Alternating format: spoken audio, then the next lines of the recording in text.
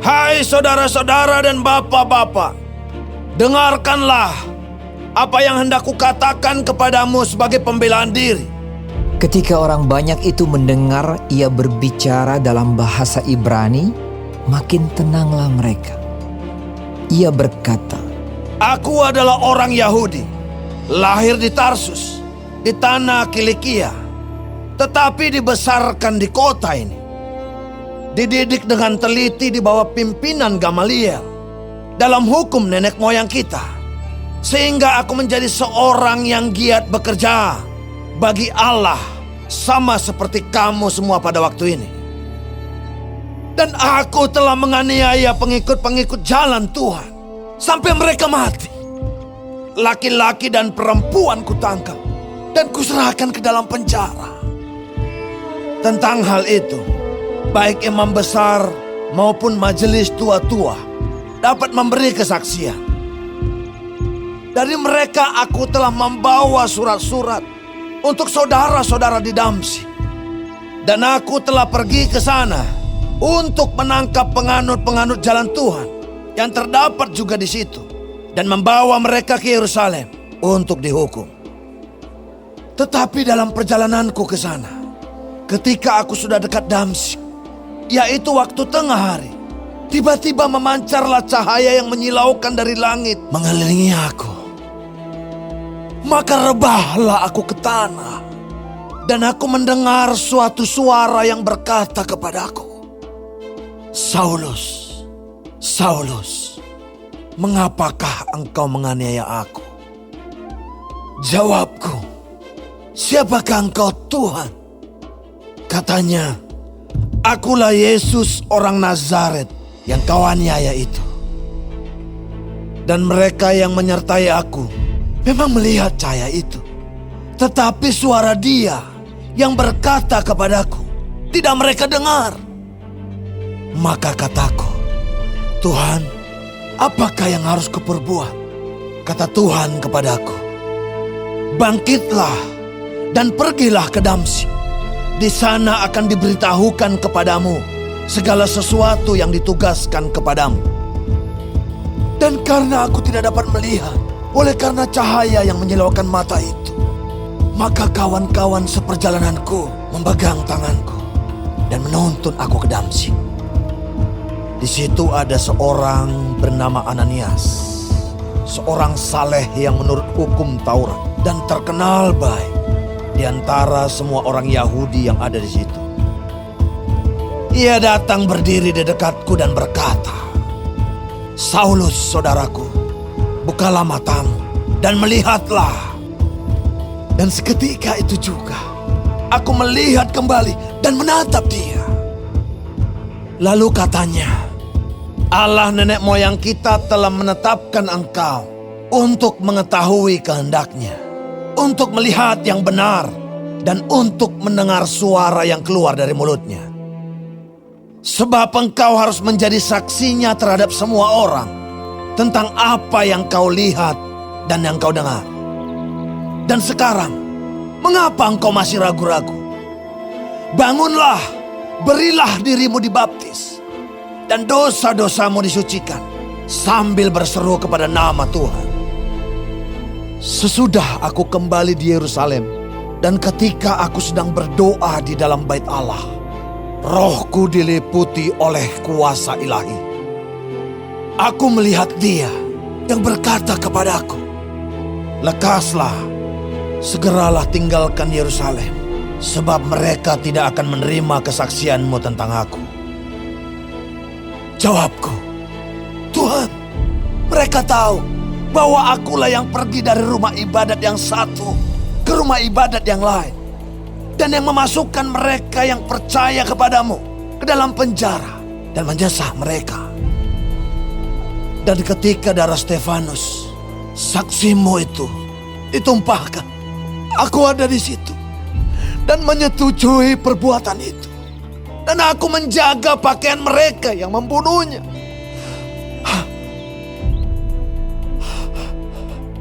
Tetapi kata Tuhan kepadaku, pergilah, sebab aku akan mengutus engkau jauh dari sini kepada bangsa-bangsa lain. Rakyat mendengarkan Paulus sampai kepada perkataan itu. Tetapi sesudah itu, mereka mulai berteriak, katanya, "Enyahkan orang ini dari muka bumi! Ia tidak layak hidup!" Mereka terus berteriak sambil melemparkan jubah mereka dan menghamburkan debu ke udara. Karena itu, kepala pasukan memberi perintah untuk membawa Paulus ke markas dan menyuruh memeriksa dan menyesah dia supaya dapat diketahui apa sebabnya orang banyak itu berteriak-teriak sedemikian terhadap dia.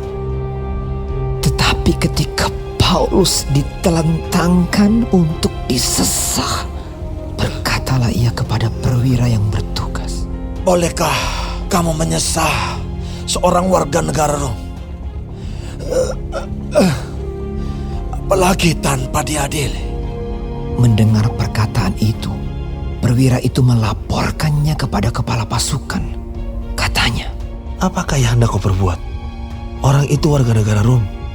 maka datanglah kepala pasukan itu kepada Paulus dan berkata, "Katakanlah, benarkah engkau warga negara Rom?" Jawab Paulus, "Benar." Lalu kata kepala pasukan itu, "Kewarganegaraan itu kubeli dengan harga yang mahal." Jawab Paulus, "Tetapi aku mempunyai hak itu karena kelahiranku." Maka mereka yang harus menyesah dia segera mundur. Dan kepala pasukan itu juga takut setelah ia tahu bahwa Paulus yang ia suruh ikat itu adalah orang Rom. Namun, kepala pasukan itu ingin mengetahui dengan teliti apa yang dituduhkan orang-orang Yahudi kepada Paulus. Karena itu, pada keesokan harinya, ia menyuruh mengambil Paulus dari penjara dan memerintahkan supaya imam-imam kepala dan seluruh mahkamah agama berkumpul. Lalu ia membawa Paulus dari markas dan menghadapkannya kepada mereka.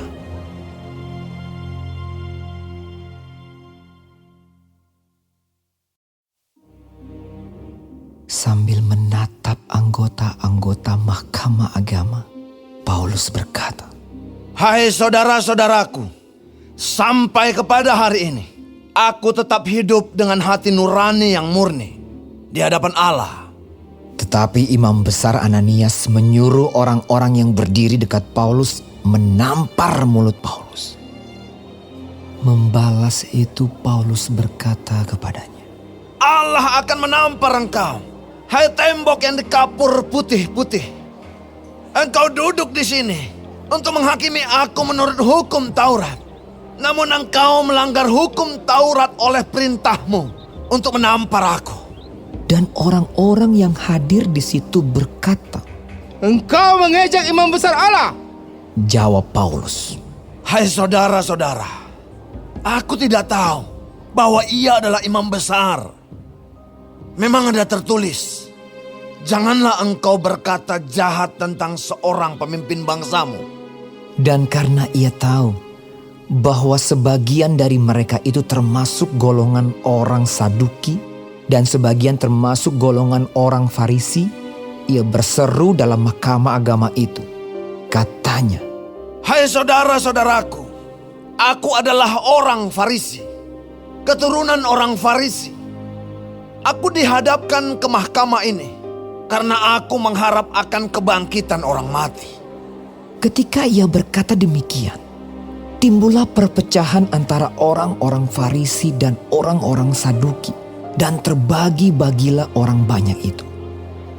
Sebab orang-orang Saduki mengatakan bahwa tidak ada kebangkitan dan tidak ada malaikat atau roh, tetapi orang-orang Farisi mengakui kedua-duanya. Maka terjadilah keributan besar. Beberapa ahli Taurat dari golongan Farisi tampil ke depan dan membantah dengan keras. Katanya, "Kami sama sekali tidak menemukan sesuatu yang salah pada orang ini. Barangkali ada roh atau malaikat yang telah berbicara kepadanya." Maka terjadilah perpecahan besar, sehingga kepala pasukan takut kalau mereka akan mengoyak-ngoyak Paulus. Karena itu ia memerintahkan pasukan untuk turun ke bawah dan mengambil Paulus dari tengah-tengah mereka dan membawanya ke markas. Pada malam berikutnya, Tuhan datang berdiri di sisinya dan berkata kepadanya, Kuatkanlah hatimu, sebab sebagaimana engkau dengan berani telah bersaksi tentang aku di Yerusalem, demikian jugalah hendaknya engkau pergi bersaksi di Roma. Dan setelah hari siang, orang-orang Yahudi mengadakan komplotan dan bersumpah dengan mengutuk diri bahwa mereka tidak akan makan atau minum sebelum mereka membunuh Paulus. Jumlah mereka yang mengadakan komplotan itu lebih daripada 40 orang.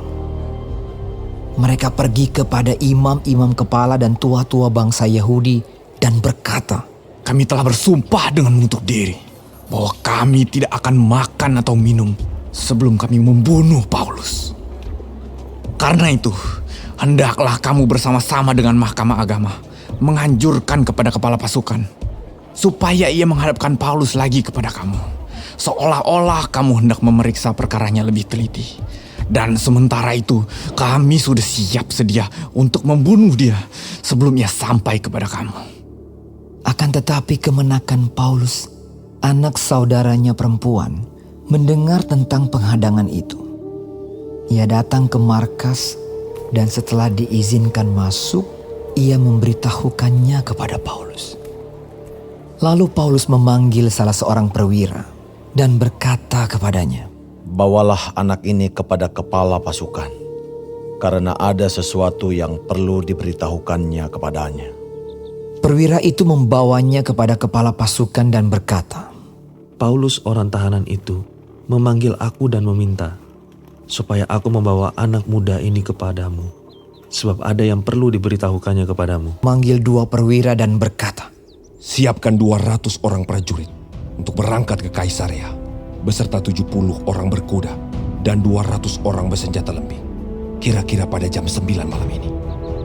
Sediakan juga beberapa keledai tunggang untuk Paulus dan bawalah dia dengan selamat kepada wali negeri Felix. Dan ia menulis surat yang isinya sebagai berikut.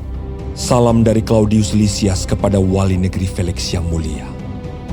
Orang ini ditangkap oleh orang-orang Yahudi, dan ketika mereka hendak membunuhnya, aku datang dengan pasukan mencegahnya dan melepaskannya, karena aku dengar bahwa ia adalah warga negara Roma. Untuk mengetahui apa alasannya mereka mendakwa dia, aku menghadapkannya ke Mahkamah Agama mereka. Ternyatalah bagiku bahwa ia didakwa karena soal-soal hukum Taurat mereka, tetapi tidak ada tuduhan atas mana ia patut dihukum mati atau dipenjarakan. Kepadaku telah diberitahukan bahwa ada komplotan merencanakan membunuh dia. Karena itu, aku segera menyuruh membawa dia kepadamu, sedang kepada para pendakwa telah kuberitahukan bahwa mereka harus mengajukan perkara itu kepadamu. Lalu prajurit-prajurit itu mengambil Paulus sesuai dengan yang diperintahkan kepada mereka dan membawanya pada waktu malam ke Antipatris. Pada keesokan harinya, mereka membiarkan orang-orang berkuda dan Paulus meneruskan perjalanan dan mereka sendiri pulang ke markas. Setibanya di Kaisarea, orang-orang berkuda itu menyampaikan surat itu kepada wali negeri serta menyerahkan Paulus kepadanya. Dan setelah membaca surat itu, wali negeri itu menanyakan Paulus dari provinsi manakah asalnya. Dan ketika ia mendengar bahwa Paulus dari Kilikia, ia berkata, Aku akan memeriksa perkaramu bila para pendakwamu juga telah tiba di sini. Lalu ia menyuruh menahan Paulus di istana Herodes.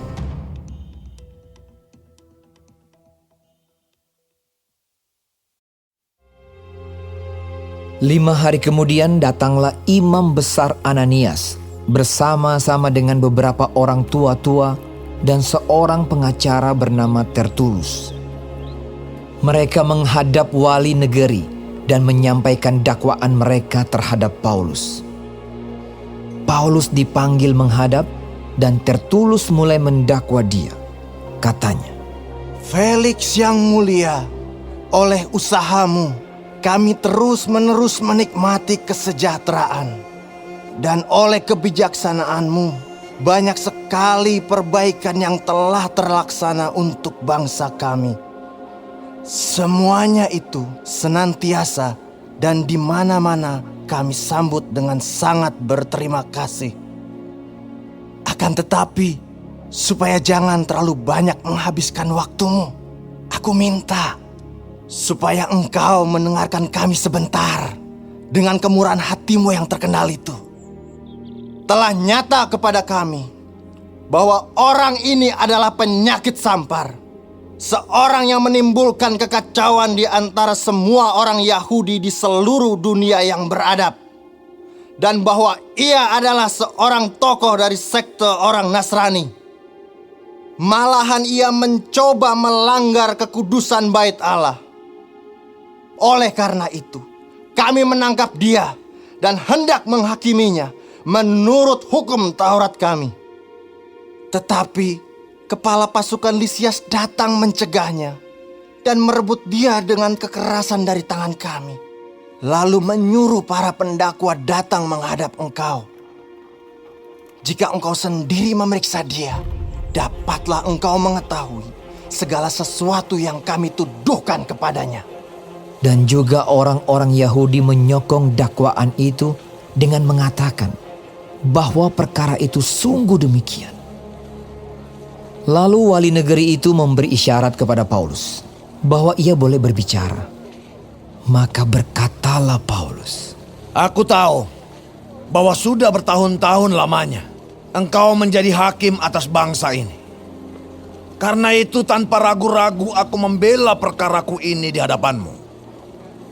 Engkau dapat memastikan bahwa tidak lebih dari 12 hari yang lalu aku datang ke Yerusalem untuk beribadah. Dan tidak pernah orang mendapati aku sedang bertengkar dengan seseorang atau mengadakan huru-hara, baik di dalam bait Allah maupun di dalam rumah ibadat atau di tempat lain di kota. Dan mereka tidak dapat membuktikan kepadamu apa yang sekarang dituduhkan mereka kepada diriku. Tetapi aku mengakui kepadamu bahwa aku berbakti kepada Allah nenek moyang kami dengan menganut jalan Tuhan, yaitu jalan yang mereka sebut sekte. Aku percaya kepada segala sesuatu yang ada tertulis dalam hukum Taurat dan dalam kitab nabi-nabi. Aku menaruh pengharapan kepada Allah, sama seperti mereka juga, bahwa akan ada kebangkitan semua orang mati, baik orang-orang yang benar maupun orang-orang yang tidak benar. Sebab itu, aku senantiasa berusaha untuk hidup dengan hati nurani yang murni di hadapan Allah dan manusia. Dan setelah beberapa tahun lamanya, aku datang kembali ke Yerusalem untuk membawa pemberian bagi bangsaku dan untuk mempersembahkan persembahan-persembahan. Sementara aku melakukan semuanya itu, beberapa orang Yahudi dari Asia mendapati aku di dalam bait Allah sesudah aku selesai mentahirkan diriku, tanpa orang banyak dan tanpa keributan. Mereka lah yang sebenarnya harus menghadap engkau di sini dan mengajukan dakwaan mereka jika mereka mempunyai sesuatu terhadap aku. Namun, biarlah orang-orang yang hadir di sini sekarang menyatakan kejahatan apakah yang mereka dapati ketika aku dihadapkan di mahkamah agama. Atau mungkinkah karena satu-satunya perkataan yang aku serukan ketika aku berdiri di tengah-tengah mereka, yakni karena hal kebangkitan orang-orang mati, aku hari ini dihadapkan kepada kamu. tetapi Felix yang tahu benar-benar akan jalan Tuhan menangguhkan perkara mereka. Katanya, Setibanya kepala pasukan Lisias di sini, aku akan mengambil keputusan dalam perkaramu. lalu ia menyuruh perwira itu tetap menahan Paulus, tetapi dengan tahanan ringan, dan tidak boleh mencegah sahabat-sahabatnya melayani dia. Dan setelah beberapa hari datanglah Felix bersama-sama dengan istrinya Drusila, seorang Yahudi, ia menyuruh memanggil Paulus, lalu mendengar daripadanya tentang kepercayaan kepada Yesus Kristus. Tetapi ketika Paulus berbicara tentang kebenaran, penguasaan diri, dan penghakiman yang akan datang, Felix menjadi takut dan berkata, Cukuplah dahulu dan pergilah sekarang. Apabila ada kesempatan baik, aku akan menyuruh memanggil engkau. Sementara itu ia berharap bahwa Paulus akan memberikan uang kepadanya. Karena itu ia sering memanggilnya untuk bercakap-cakap dengan dia. Tetapi sesudah genap 2 tahun, Felix digantikan oleh Porcius Festus. Dan untuk mengambil hati orang Yahudi, ia membiarkan Paulus tetap dalam penjara.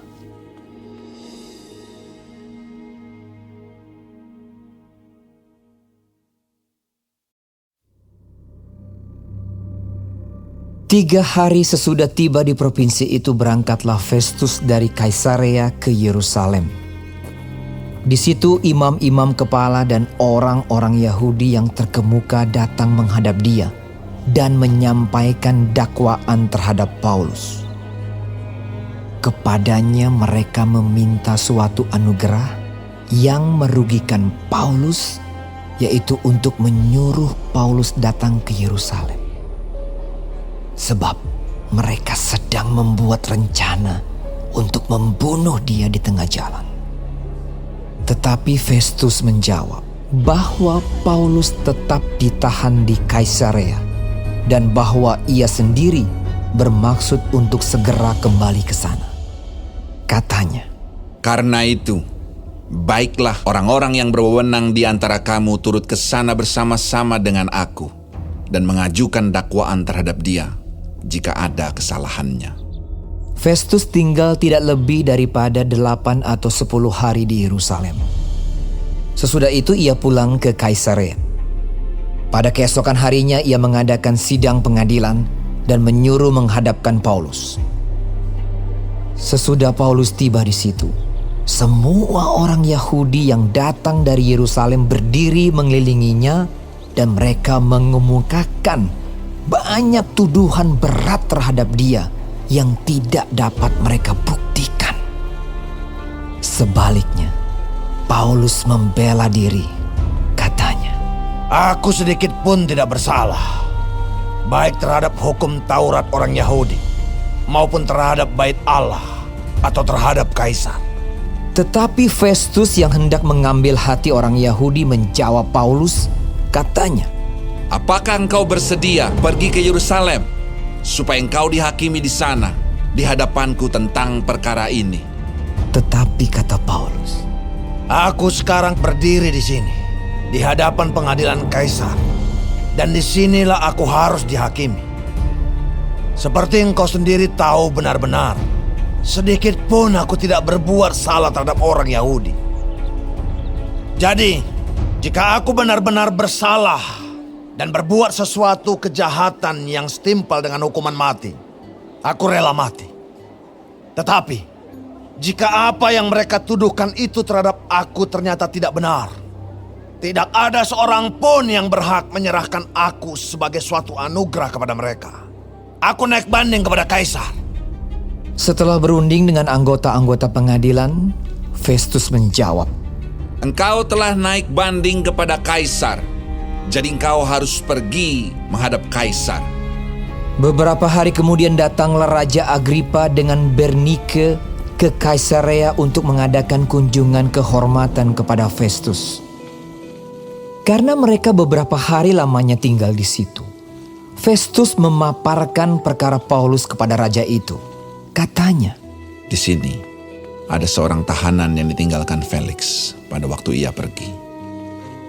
Ketika aku berada di Yerusalem, imam-imam kepala dan tua-tua orang Yahudi mengajukan dakwaan terhadap orang itu dan meminta supaya ia dihukum.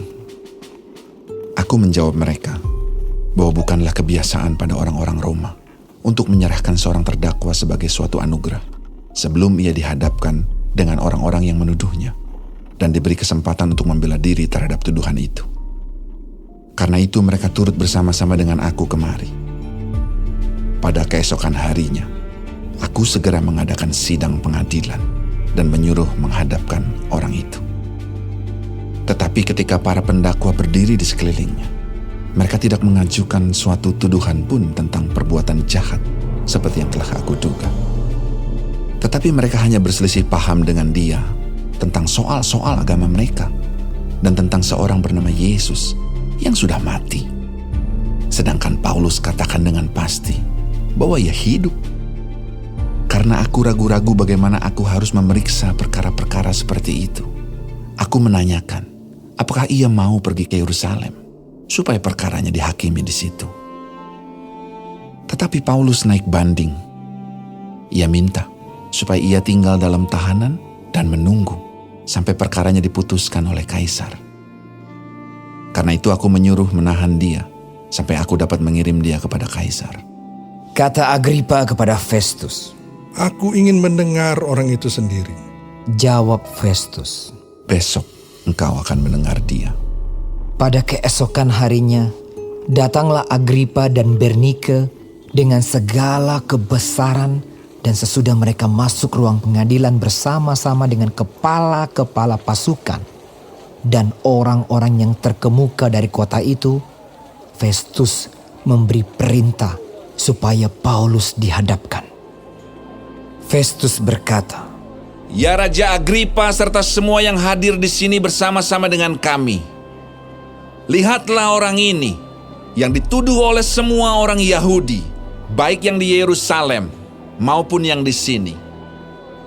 Mereka telah datang kepadaku dan sambil berteriak-teriak, mereka mengatakan bahwa ia tidak boleh hidup lebih lama. Tetapi ternyata kepadaku bahwa ia tidak berbuat sesuatu pun yang setimpal dengan hukuman mati. Dan karena ia naik banding kepada kaisar, aku memutuskan untuk mengirim dia menghadap kaisar. Tetapi tidak ada apa-apa yang pasti yang harus kutulis kepada kaisar tentang dia.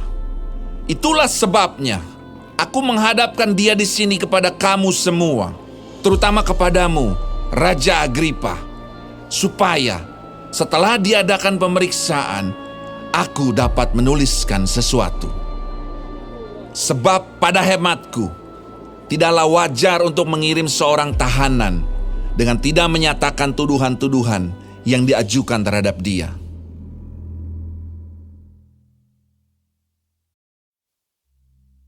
kata Agripa kepada Paulus. Engkau diberi kesempatan untuk membela diri. Paulus memberi isyarat dengan tangannya, lalu memberi pembelaannya seperti berikut.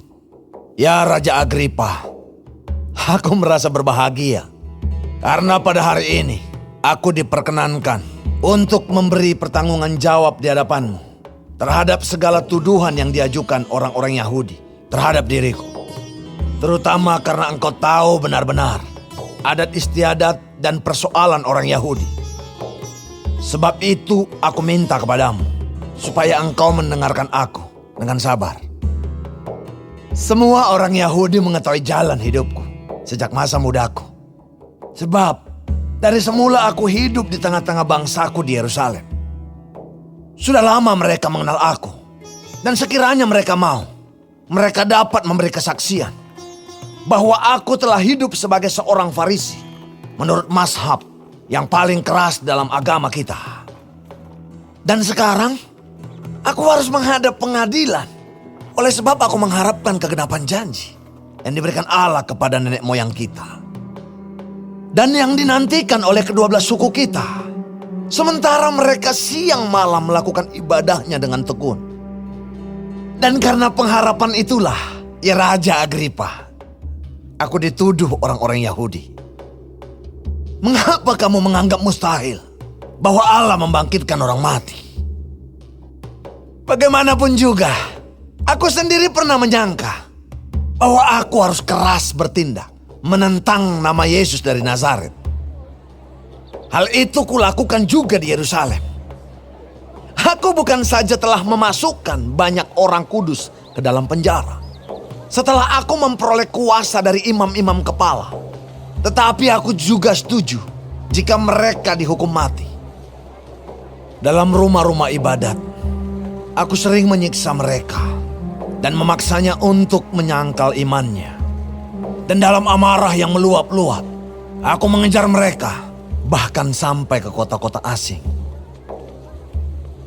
Dan dalam keadaan demikian, ketika aku dengan kuasa penuh dan tugas dari imam-imam kepala sedang dalam perjalanan ke Damsyik, tiba-tiba, ya Raja Agripa, pada tengah hari bolong, aku melihat di tengah jalan itu cahaya yang lebih terang daripada cahaya matahari turun dari langit meliputi aku dan teman-teman seperjalananku.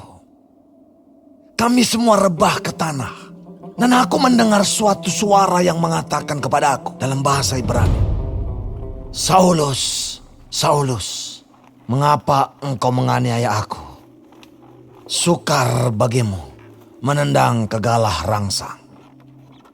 Tetapi aku menjawab, "Siapa engkau, Tuhan?" Kata Tuhan, "Akulah Yesus yang kau aniaya itu. Tetapi sekarang, bangunlah dan berdirilah. Aku menampakkan diri kepadamu untuk menetapkan engkau menjadi pelayan dan saksi tentang segala sesuatu yang telah kau lihat daripadaku dan tentang apa yang akan kuperlihatkan kepadamu nanti. Aku akan mengasingkan engkau dari bangsa ini dan dari bangsa-bangsa lain. Dan aku akan mengutus engkau kepada mereka untuk membuka mata mereka, supaya mereka berbalik dari kegelapan kepada terang dan dari kuasa iblis kepada Allah, supaya mereka oleh iman mereka kepadaku memperoleh pengampunan dosa dan mendapat bagian dalam apa yang ditentukan untuk orang-orang yang dikuduskan. Sebab itu, ya Raja Agripa, kepada penglihatan yang dari sorga itu, tidak pernah aku tidak taat. Tetapi mula-mula, aku memberitakan kepada orang-orang Yahudi di Damsyik, di Yerusalem, dan di seluruh tanah Yudea, dan juga kepada bangsa-bangsa lain, bahwa mereka harus bertobat dan berbalik kepada Allah, serta melakukan pekerjaan-pekerjaan yang sesuai dengan pertobatan itu. Karena itulah, orang-orang Yahudi menangkap aku di bait Allah dan mencoba membunuh aku. Tetapi oleh pertolongan Allah, aku dapat hidup sampai sekarang dan memberi kesaksian kepada orang-orang kecil dan orang-orang besar.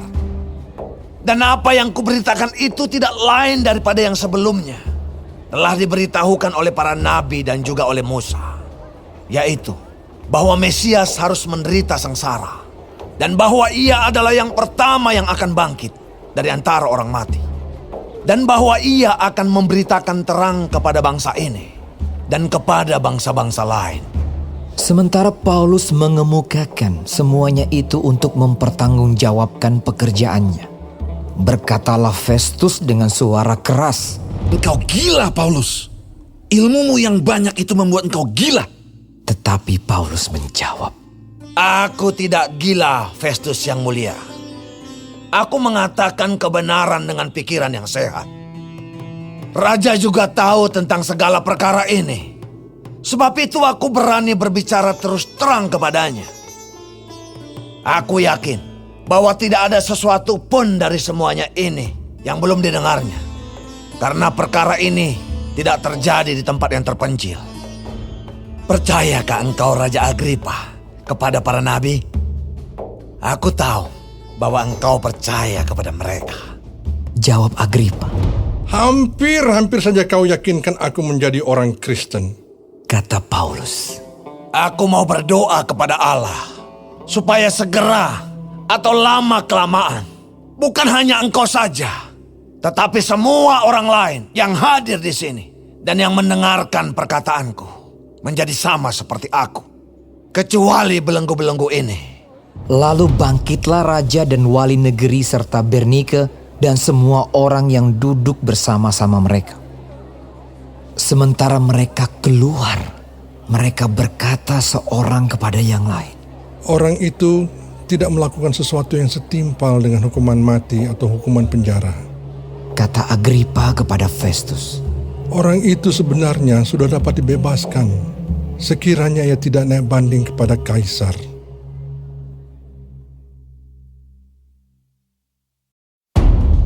Setelah diputuskan bahwa kami akan berlayar ke Italia, maka Paulus dan beberapa orang tahanan lain diserahkan kepada seorang perwira yang bernama Julius dari pasukan Kaisar. Kami naik ke sebuah kapal dari Adramyttium yang akan berangkat ke pelabuhan-pelabuhan di sepanjang pantai Asia, lalu kami bertolak. Aristarkus, seorang Makedonia dari Tesalonika, menyertai kami. Pada keesokan harinya kami singgah di Sidon. Julius memperlakukan Paulus dengan ramah dan memperbolehkannya mengunjungi sahabat-sahabatnya supaya mereka melengkapkan keperluannya.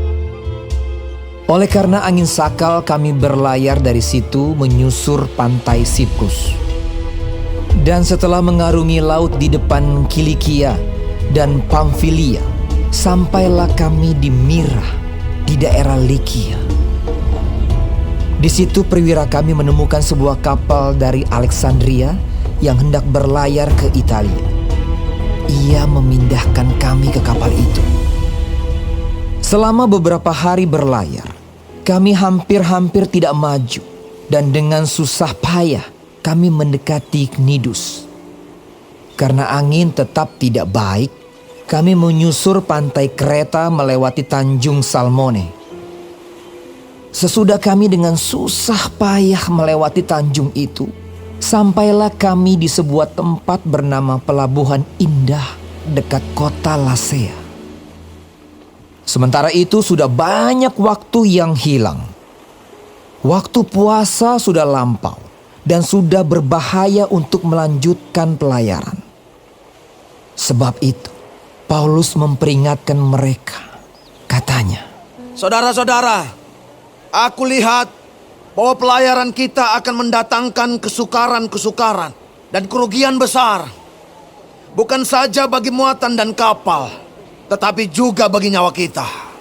tetapi perwira itu lebih percaya kepada jurumudi dan nakhoda daripada kepada perkataan Paulus. Karena pelabuhan itu tidak baik untuk tinggal di situ selama musim dingin, maka kebanyakan dari mereka lebih setuju untuk berlayar terus dan mencoba mencapai kota Phoenix untuk tinggal di situ selama musim dingin. Kota Phoenix adalah sebuah pelabuhan pulau Kreta yang terbuka ke arah barat daya dan ke arah barat laut. Pada waktu itu, angin sepoi-sepoi bertiup dari selatan. Mereka menyangka bahwa maksud mereka sudah tentu akan tercapai. Mereka membongkar sau, lalu berlayar dekat sekali menyusur pantai Kreta. Tetapi tidak berapa lama kemudian turunlah dari arah pulau itu angin badai yang disebut angin timur laut. Kapal itu dilandanya dan tidak tahan menghadapi angin haluan. Karena itu kami menyerah saja dan membiarkan kapal kami terombang-ambing. Kemudian kami hanyut sampai ke pantai sebuah pulau kecil bernama Kauda. Dan di situ dengan susah payah kami dapat menguasai sekoci kapal itu. Dan setelah sekoci itu dinaikkan ke atas kapal, mereka memasang alat-alat penolong dengan meliliti kapal itu dengan tali. Dan karena takut terdampar di beting Sirtis, mereka menurunkan layar dan membiarkan kapal itu terapung-apung saja. Karena kami sangat hebat diombang-ambingkan angin badai, maka pada keesokan harinya mereka mulai membuang muatan kapal ke laut. Dan pada hari yang ketiga, mereka membuang alat-alat kapal dengan tangan mereka sendiri. Setelah beberapa hari lamanya baik matahari maupun bintang-bintang tidak kelihatan, dan angin badai yang dahsyat terus-menerus mengancam kami, akhirnya putuslah segala harapan kami untuk dapat menyelamatkan diri kami. Dan karena mereka beberapa lamanya tidak makan, berdirilah Paulus di tengah-tengah mereka dan berkata, Saudara-saudara, jika sekiranya nasihatku dituruti, supaya kita jangan berlayar dari kereta, kita pasti terpelihara dari kesukaran dan kerugian ini. Tetapi sekarang, juga dalam kesukaran ini, aku menasihatkan kamu supaya kamu tetap bertabah hati. Sebab tidak seorang pun di antara kamu yang akan binasa, kecuali kapal ini. Karena tadi malam, seorang malaikat dari Allah, yaitu dari Allah yang aku sembah sebagai miliknya, berdiri di sisiku. Dan ia berkata, "Jangan takut, Paulus. Engkau harus menghadap Kaisar. Dan sesungguhnya, oleh karunia Allah, maka semua orang yang ada bersama-sama dengan engkau di kapal ini akan selamat karena engkau. Sebab itu, tabahkanlah hatimu, saudara-saudara. Karena aku percaya kepada Allah bahwa semuanya pasti terjadi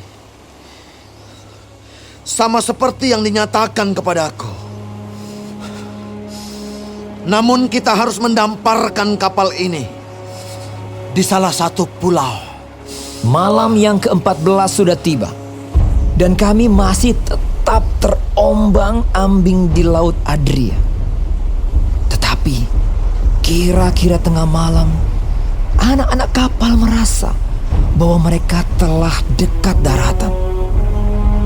Lalu mereka mengulurkan batu duga, dan ternyata air di situ 20 depa dalam. Setelah maju sedikit, mereka menduga lagi, dan ternyata 15 depa. Dan karena takut bahwa kami akan terkandas di salah satu batu karang, mereka membuang 4 sau di buritan. Dan kami sangat berharap mudah-mudahan hari lekas siang. Akan tetapi anak-anak kapal berusaha untuk melarikan diri dari kapal. Mereka menurunkan sekoci dan berbuat seolah-olah mereka hendak melabuhkan beberapa sau di haluan. Karena itu Paulus berkata kepada perwira dan prajurit-prajurit, "Jika mereka tidak tinggal di kapal, kamu tidak mungkin selamat." Lalu prajurit-prajurit itu memotong tali sekoci dan membiarkannya hanyut. Ketika hari menjelang siang, Paulus mengajak semua orang untuk makan. Katanya, "Sudah 14 hari lamanya kamu menanti-nanti saja, menahan lapar, dan tidak makan apa-apa. Karena itu, aku menasihati kamu, supaya kamu makan dahulu. Hal itu perlu untuk keselamatanmu. Tidak seorang pun di antara kamu akan kehilangan sehelai pun dari rambut kepalanya." sesudah berkata demikian, ia mengambil roti, mengucap syukur kepada Allah di hadapan semua mereka, memecah-mecahkannya, lalu mulai makan. Maka kuatlah hati semua orang itu, dan mereka pun makan juga. Jumlah kami semua yang di kapal itu 276 jiwa. Setelah makan kenyang, mereka membuang muatan gandum ke laut untuk meringankan kapal itu. Dan ketika hari mulai siang, mereka melihat suatu teluk yang rata pantainya. Walaupun mereka tidak mengenal daratan itu, mereka memutuskan untuk sedapat mungkin mendamparkan kapal itu ke situ. Mereka melepaskan tali-tali sau, lalu meninggalkan sau-sau itu di dasar laut. Sementara itu, mereka mengulurkan tali-tali kemudi memasang layar topang supaya angin meniup kapal itu menuju pantai. Tetapi mereka melanggar busung pasir dan terkandaslah kapal itu. Haluannya terpancang dan tidak dapat bergerak, dan buritannya hancur dipukul oleh gelombang yang hebat. Pada waktu itu, prajurit-prajurit bermaksud untuk membunuh tahanan-tahanan, supaya jangan ada seorang pun yang melarikan diri dengan berenang. Tetapi perwira itu ingin menyelamatkan Paulus. Karena itu ia menggagalkan maksud mereka dan memerintahkan supaya orang-orang yang pandai berenang lebih dahulu terjun ke laut dan naik ke darat, dan supaya orang-orang lain menyusul dengan mempergunakan papan atau pecahan-pecahan kapal. Demikianlah mereka semua selamat naik ke darat.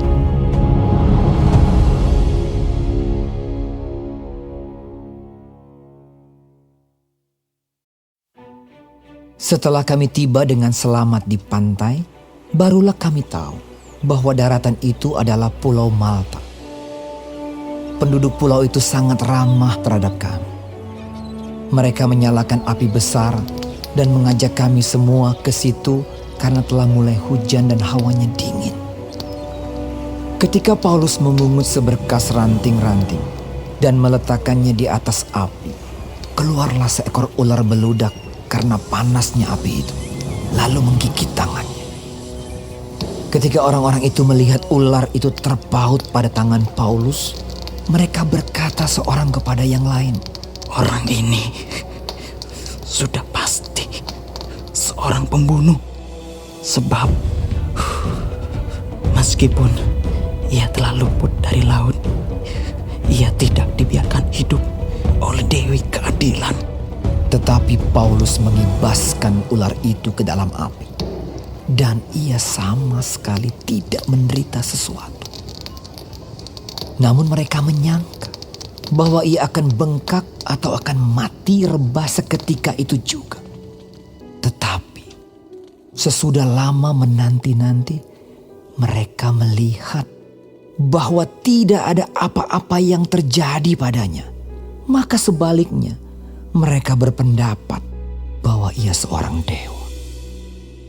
Tidak jauh dari tempat itu ada tanah milik gubernur pulau itu. Gubernur itu namanya Publius. Ia menyambut kami dan menjamu kami dengan ramahnya selama 3 hari. Ketika itu, ayah Publius terbaring karena sakit demam dan disentri. Paulus masuk ke kamarnya. Ia berdoa serta menumpangkan tangan ke atasnya dan menyembuhkan dia. Sesudah peristiwa itu, datanglah juga orang-orang sakit lain dari pulau itu, dan mereka pun disembuhkan juga. Mereka sangat menghormati kami, dan ketika kami bertolak, mereka menyediakan segala sesuatu yang kami perlukan.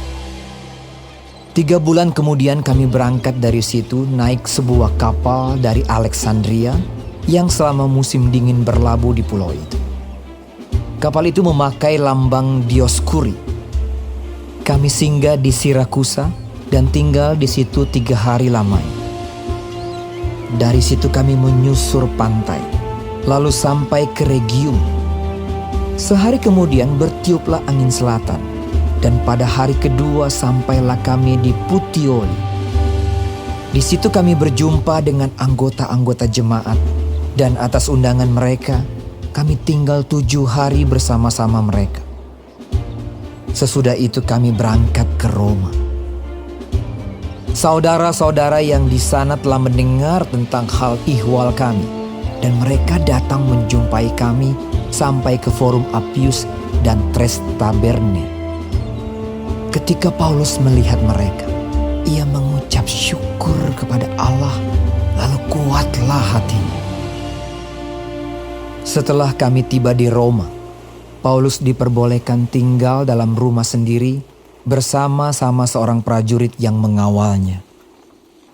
3 hari kemudian Paulus memanggil orang-orang terkemuka bangsa Yahudi, dan setelah mereka berkumpul, Paulus berkata, Saudara-saudara, meskipun aku tidak berbuat kesalahan terhadap bangsa kita atau terhadap adat istiadat nenek moyang kita, namun aku ditangkap di Yerusalem dan diserahkan kepada orang-orang Roma.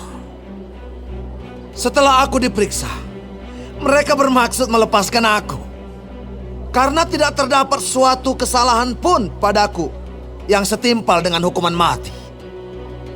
Akan tetapi orang-orang Yahudi menentangnya, dan karena itu terpaksalah aku naik banding kepada Kaisar, tetapi bukan dengan maksud untuk mengadukan bangsaku. Itulah sebabnya aku meminta supaya aku melihat kamu dan berbicara dengan kamu, sebab justru karena pengharapan Israel lah aku diikat dengan belenggu ini. Akan tetapi mereka berkata kepadanya, Kami tidak menerima surat-surat dari Yudea tentang engkau, dan juga tidak seorang pun dari saudara-saudara kita datang memberitakan apa-apa yang jahat mengenai engkau. Tetapi kami ingin mendengar dari engkau bagaimana pikiranmu, sebab tentang Mazhab ini kami tahu bahwa di mana-mana pun ia mendapat perlawanan. Lalu mereka menentukan suatu hari untuk Paulus. Pada hari yang ditentukan itu, datanglah mereka dalam jumlah besar ke tempat tumpangannya. Ia menerangkan dan memberi kesaksian kepada mereka tentang kerajaan Allah, dan berdasarkan hukum Musa dan kitab para nabi, ia berusaha meyakinkan mereka tentang Yesus. Hal itu berlangsung dari pagi sampai sore. Ada yang dapat diyakinkan oleh perkataannya, ada yang tetap tidak percaya. Maka bubarlah pertemuan itu dengan tidak ada kesesuaian di antara mereka. Tetapi Paulus masih mengatakan perkataan yang satu ini. Tepatlah firman yang disampaikan Roh Kudus kepada nenek moyang kita dengan perantaraan Nabi Yesaya. Pergilah kepada bangsa ini dan katakanlah, kamu akan mendengar dan mendengar, namun tidak mengerti. Kamu akan melihat dan melihat, namun tidak menangkap.